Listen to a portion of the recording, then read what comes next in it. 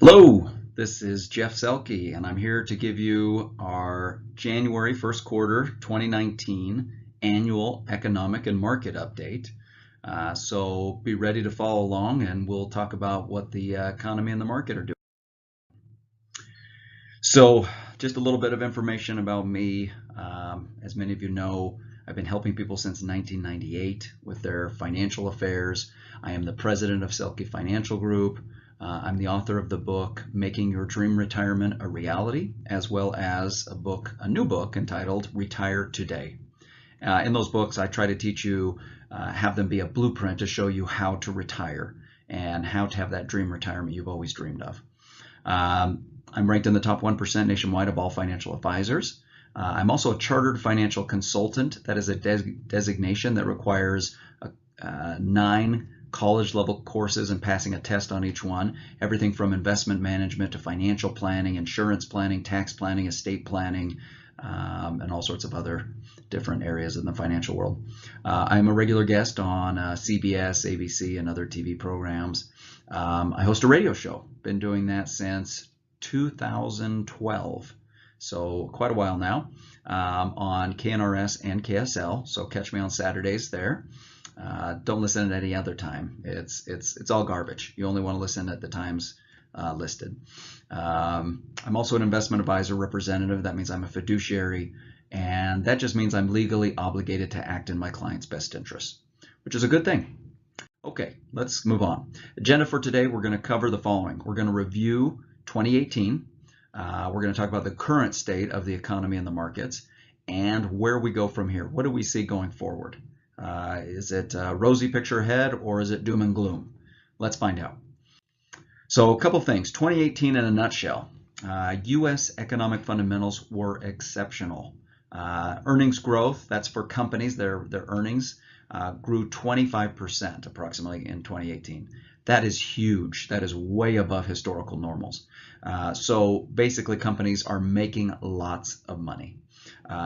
Unemployment is at the lowest rate it's been at in about 50 years. That's amazing. So we're down to about 3.9% on unemployment. Wage growth grew about 3% this past year, and that's really good. That means wages are rising.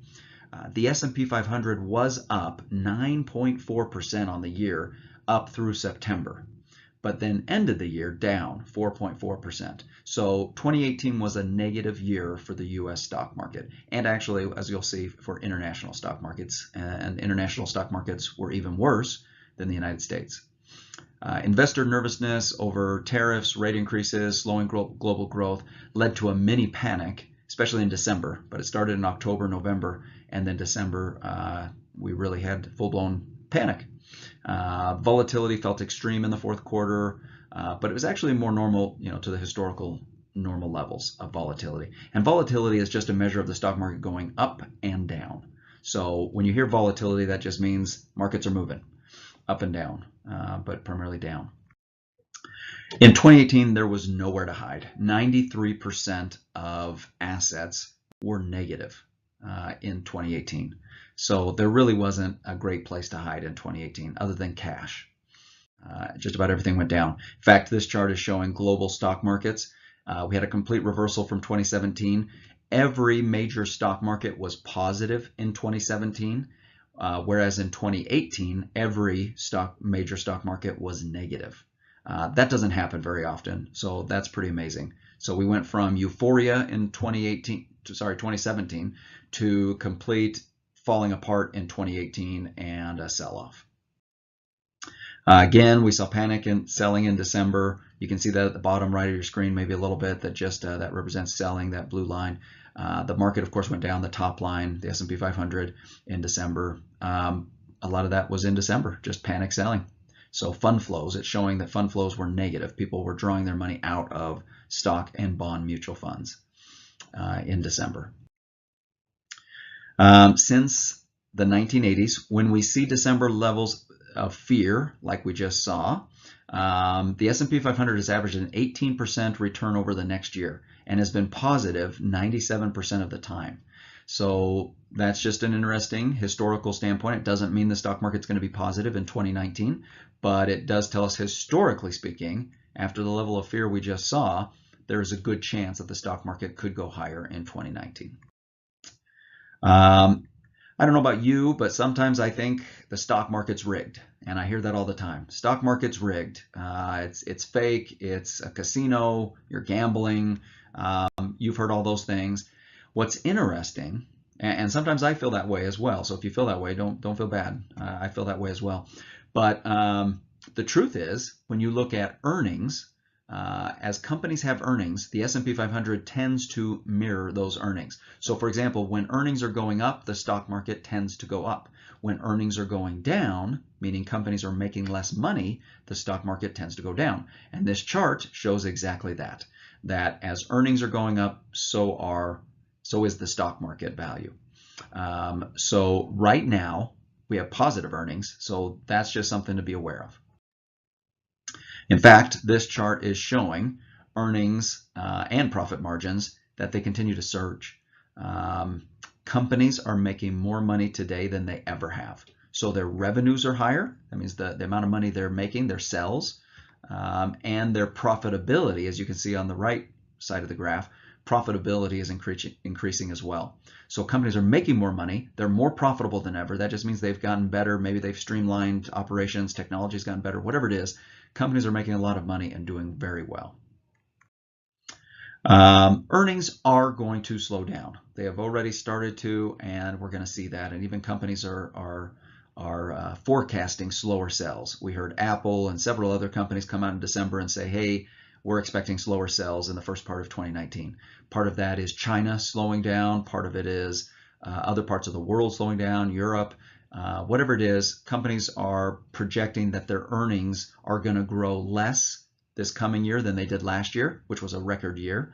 But they're still projecting that earnings are going to grow. Now think about that. Earnings are still growing. They're just not growing as fast as they did last year. So that would still be an indication, if we go that based on that last chart, that stocks are going to potentially continue higher. Corporate balance sheets look really good. This chart is showing delinquencies in corporate bonds, basically, U.S. commercial bank loans. And the delinquency rate, or the default rate, is about 1% right now. These are historically low levels. That just means companies are not defaulting on their debt. They're not missing payments. And that's because companies are making more money than ever and they're more profitable than ever. So of course they're not defaulting on their debt, and that's a good thing. So all of these things that we're going over right now are positives in the stock market and the economy, and reasons to be bullish potentially in 2019 and going forward. Corporations are spending more money. Again, they have so much money that they're starting to spend more, which is a good thing for the economy. As companies spend more money, maybe they employ more people, they buy new furniture, they buy new computers, they build new buildings. All of that is good for the economy, because that creates jobs and increases what's going on in the economy. So that's a good thing. The S&P 500 got much cheaper in 2018 because of the downturn in October, November, and December. The fourth quarter of 2018 was very pessimistic and got ugly, quite frankly. Stock market went down about 20% at one point from its high in September. That's a lot inside of 3 months. This chart is showing forward PE ratio, and that's profit earnings, price to earnings. And what that means, that represents how much money is the company making per share. And so what are their earnings like? And basically what we see is, historically, you'll see that middle dotted line. It says the 25-year average is 16.1. So anything above that line would mean the stock market's a little expensive. Anything below that line would mean the stock market is potentially on sale, or a little bit cheaper than average. And today, or as of the end of 2018, we were at about 14.4. So that means we're below that historical average of 16.1, that 25-year average. So that would say that stocks are relatively cheap right now because of the sell-off in December. That doesn't necessarily mean go out and buy stocks. It just means, historically speaking, they are cheap. Current valuations, if you look at this chart, it shows that current PE ratio, or basically, what is the valuation of stocks, at 14.4. Another time that we were at these levels was October 9th of 2002, at the bottom of the tech bubble, if you remember that. 2000, 2001, and 2002, the stock market went down almost 50%. And at the bottom point, the valuation was about 14.1, so very close to where we are today. Again, from a historical standpoint, that means stocks are fairly valued, and if not cheap, a little bit. And so that would be potentially a buying opportunity long term. In the short term, anything can happen. International stocks look much cheaper than the United States. We've seen this go on now for the last 20 years, and that's what this chart is representing, the last 20 years through the end of last year. But look at this. The U.S. stock market is in gray, and you can see that since the bottom of 2008 and early 2009, the U.S. stock market is up over 270%, whereas international markets are up about 90%. So they've only had about a third of the growth since the bottom as the United States stock market.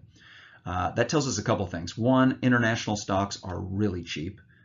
They are very much on sale. Now, because of the uncertainty in the world and all of the global politics going on and trade wars and all sorts of things going on, that doesn't mean that international stock market is going to do well. Most people thought international stock markets were going to do very well in 2018, and they did not. In fact, you can see from the chart they went down quite a bit, more than the U.S. stock market. And so international stocks are still very volatile. They're still something you have to be very careful of. They could do amazing this next year or two because they are relatively cheap, but the volatility is very high internationally, and it's something to be careful of. Emerging markets are extremely cheap, and emerging markets are international stock markets, and that could include countries like Brazil, Russia, Taiwan, Vietnam, a lot of South America, kind of developing worlds or world countries. And so those stocks have been beaten up this past year and are very cheap as well. Again, that doesn't necessarily mean go out and buy them today, but it's just something to be aware of. Another good sign for the economy, again, unemployment is at its lowest level in 50 years. That's amazing. So most people have a job who want a job, and wages, as you can see from the bottom, the blue line, that's wage increases. Wages are finally increasing again after years of not really doing much. So if we're employed and we are making a little bit more money, that probably means we're going to go out and spend that money. And as we spend that money, that helps the economy. Companies are more profitable, they have more money, and that's exactly what we're seeing in the economy right now. Again, median household income has hit a new high, so the average person is making a little bit more income. Now, many people are not, especially on the lower end. We're seeing on the lower end of the pay scale, many people have not seen wage increases. We've seen that more in the median to higher end of the pay scale.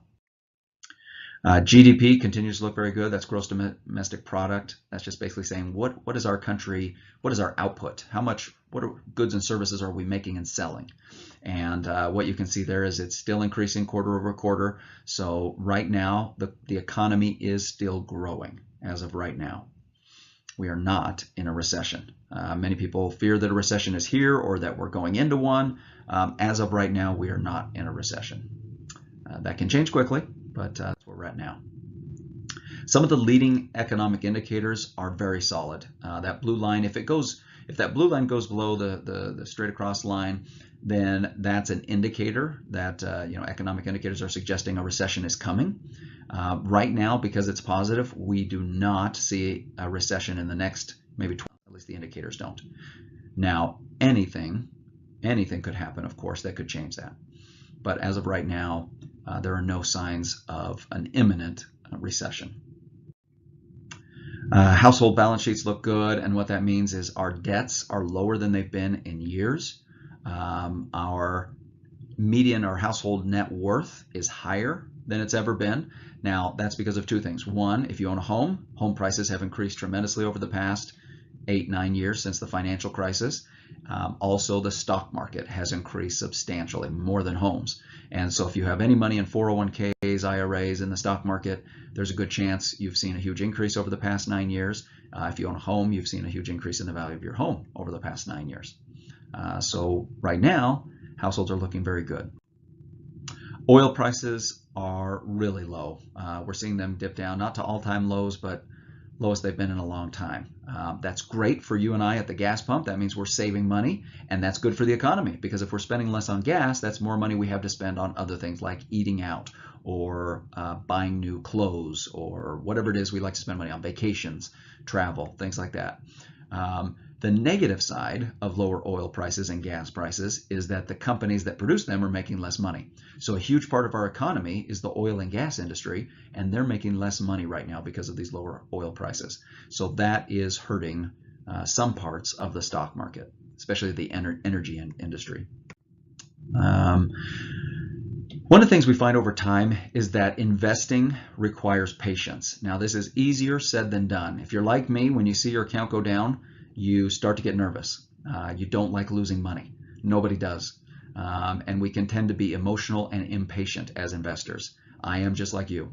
At the same time, we do need to look at it long term, because as we look at this chart, this tells us that the Dow since 1900 has averaged about 10% per year of growth, but only about half of those days have been positive.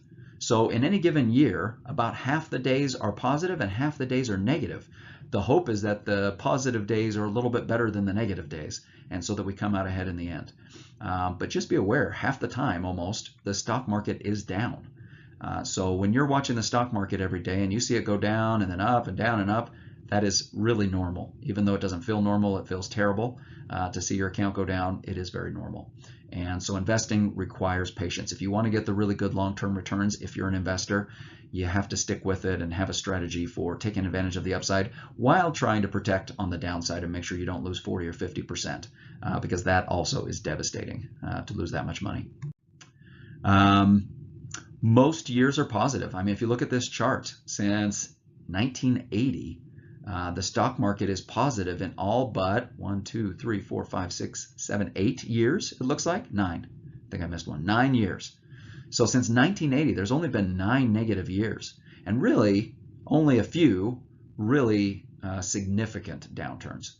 Now, what those red dotted lines, or the red dots, represent is how much the stock market was down at some point in the year from its high. So for example, look at 2018, the far right of the chart. You see that red dot that says -20? That is saying that the stock market at one point, happened to be in December, was down 20%. So it lost 20% from its high. But you can see that at the end of the year, the stock market finished -6. So the stock market was down 6% in 2018. Even though we were down at one point 20%, we weren't down for the year. If you were invested January 1st through December 31st, you lost 6% in the S&P 500. So just be aware of that. In any given year, as you can see, even in positive years, even in great years, we usually experience about a 10% decline at some point during the year. So it's very normal for stock markets to be volatile, for them to be up 10%, down 10%, up 20, down 20. It's just how the stock market works. So just be aware of that. This is a big one. Trade talks are in progress. We know that deals with most foreign nations have been reached, either formally or informally, handshakes. For example, the United States has made agreements with China, Mexico, the European Union, Japan, South Korea. So we've got either formal or informal agreements with them as far as trade goes. The big one that's outstanding is China, and they're one of our largest trading partners, meaning we sell stuff to them. They sell a lot of stuff to us. We buy a lot of stuff from China, right? And that's why that's such a big deal. Is right now we're not in a trade war. We're in a trade tiff. We are at the beginnings of what could become a trade war, and that has been the fear that has been plaguing the stock market. And so although the economy has been really strong, this potential trade war with China has caused the stock market to go down. There's lots of other factors, but this is one of them. Now, as of this recording in January, China and the United States are actually meeting face to face to try to come up with an agreement to stop this potential trade war and get back to growing our economies. China has slowed down significantly. So this trade war, if you want to call it that, or trade spat, as I would call it, has actually caused more harm to China than it has to us. It's hurting our economy. It's not good for us. We want there to be free trade, and we want there to be fair trade between all nations. But at the same time, this trade spat or war is actually hurting China more. Their economy is falling apart. Their stock market was down about 25% last year. So they are really hurting compared to us. So just be aware of that. As much as it feels like it's hurting our economy, it's actually hurting China more. So they need to come to the table to make this happen. At the same time, so does President Trump. Because without this agreement, that hurts the economy and is going to cause the stock market potentially to go down. If he gets a trade agreement with China, that probably makes him look good and increases the chances that the stock market goes up, and he has a better chance of getting reelected in 2020. So just be aware of that. We're meeting with China now, and hopefully something's going to happen. Some of the tailwinds that we face right now. Tailwinds are cases for a bull market or a good stock market this next year in 2019. We have a strong labor market. We have wages increasing. All of this mostly that we've gone over. Strong U.S. earnings growth and new all-time high in profit margins. Manufacturing and service sectors are expanding. Corporate balance sheets are strong. Corporations are increasing their capital expenditures. Valuations are back to 2014 levels. Rate hikes, meaning interest rate hikes, may be close to done. That's one of the fears that is hanging over the stock market, is that the Federal Reserve is going to keep increasing interest rates, and that may cause an inverted yield curve, which just means that short-term interest rates are higher than long-term interest rates. And if that happens, that sometimes is a signal for recession, and that can lead to it. So that's something to be aware of. But the Federal Reserve, in our humble projection, is probably going to raise rates one more time this year, twice at the most, because they're seeing what's going on in the economy and the stock market, and they don't want to stop the growth of the economy. Household balance sheets are solid. GDP is making a 3+ year high. So those are all the good points, all the strong points that we've gone over in the economy. What are the headwinds? What are the cases for a bear market or for the stock market to go down again this year like it did last year? You've got the trade tensions and the tariffs. How much worse is it going to get? We don't know. If we don't get a deal with China, it could get really bad, and that could be a strain on the economy and the stock market. Global economies are weak, especially China. China has slowed down. Emerging markets have slowed down. Oil prices being down and commodity prices being down is hurting a lot of those emerging markets, those smaller countries around the world, and China. We had a quick rise in short-term interest rates in 2018 because of the Federal Reserve raising rates. They raised 4 times, about 1%, and the fear is that that could create an inverted yield curve, and we're close to that. We're not inverted yet, but we're close, and so that's a fear. Lower earnings growth rate. Again, earnings are slowing. They're not going away. Companies are still growing their profits, which is amazing. They're just slowing down. They're not going to grow as much as they did last year. Volatility has returned. 2017, we had virtually no volatility. The stock market went basically straight up. 2018, we saw huge swings up and down. So volatility is back, and that's making investors nervous. Oil prices have fallen, which could signal a recession. And real estate has softened. We've started to see real estate since right after summer. Real estate has started slowing down. Home sales are decreasing. Home starts are decreasing. There's a lot of maybe just fear that maybe we've gone a little too far on real estate as well. So be careful if you're invested in real estate. What's our playbook? What do we see coming? The markets have more volatility ahead. Again, it's not going to end. Expect volatility. Expect days for the stock market to be up 3% and then down 3% the next day. That's what we're in for. Got to be careful with timing the market. It's really hard to time the market. At the same time, you do want to protect yourself from a huge major loss, and so you definitely want to make sure you have a plan in place as to how you want to protect your money and how you're going to make sure that you don't lose 40 or 50% if we do go into recession and some kind of financial crisis or bubble bursting where the stock market goes down 40 or 50%. How do you protect yourself from that? Number 2, very little of the money you need to live on over the next 5 to 7 years should be in the stock market. This is something we preach to our clients. You need to have some safe money. Now, for some people, that's money in the bank, but the problem with money in the bank, we know, is you don't earn much money. So you need to have some safe money, some safe assets that are protected from market loss, but have the potential for good gains. And we help our clients with those kind of strategies to help better protect money in downturns while giving you the upside in good years. You could also look to bonds. If you're going to own bonds, and this is number 7, make sure, in general, we should own individual bonds. Depends on how much money you have. You have to have probably a couple $100,000 to be able to put into bonds, to be able to own individual bonds. But we do like owning individual bonds versus bond funds, because if you own individual bonds, you get the coupon rate, the interest rate, let's say it's 4% or 3%, and you're getting that every year. And as long as you hold the bonds to maturity, and let's say they mature in 4 years, you get all your money back at the end of the 4 years. And so you're not taking that risk of that interest rate risk that you are inside of bond funds when they're actively buying and selling bonds all the time. Let's see, number 3, if earning estimates are correct, we think the market is undervalued. And so that's something to be aware of, and a reason that is bullish for stocks in 2019. Emerging markets, again, are very, very cheap. U.S. small and mid-cap stocks are also cheap. They actually got hit harder in December and went down even more. So they're even cheaper. Rate hikes, again, are possibly coming to an end. Maybe we'll have 1 or 2 in 2019. We might not have any. The Federal Reserve might be getting the message from the stock market that, hey, hold up, Federal Reserve, you've done too much, and we're scared that you're going to stop the economic growth and cause the stock market to go down. If you have any questions about this presentation, please feel free to contact us. I hope this has been beneficial. We try to do this every year for our clients, and decided to record this for both our clients and anyone. Feel free to share this with friends and family members, to give you a quick update on the economy and the stock market, what we saw in 2018, what we see coming in 2019, and what things you should be doing to prepare and to plan for the future.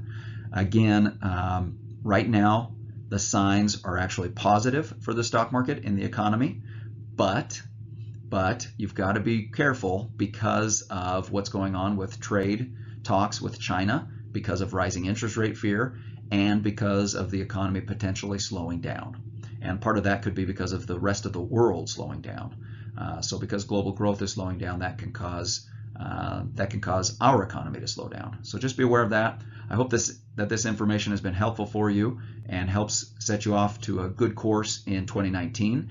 If you would like to have a free visit with us to sit down and talk about your financial situation, your financial goals, just give our office a call, send us an email, visit our website, and you can request to set up a time for us to meet and visit and talk about your financial goals and see how we can best help you make sure you're in the right position for your retirement, to have your dream retirement, to be financially independent, which is our mission for our clients, is to make sure our clients are financially independent and able to take care of themselves and never run out of money. That's a big one. So hope you're doing well. Have a wonderful 2019, and reach out to us if you have any questions. Take care.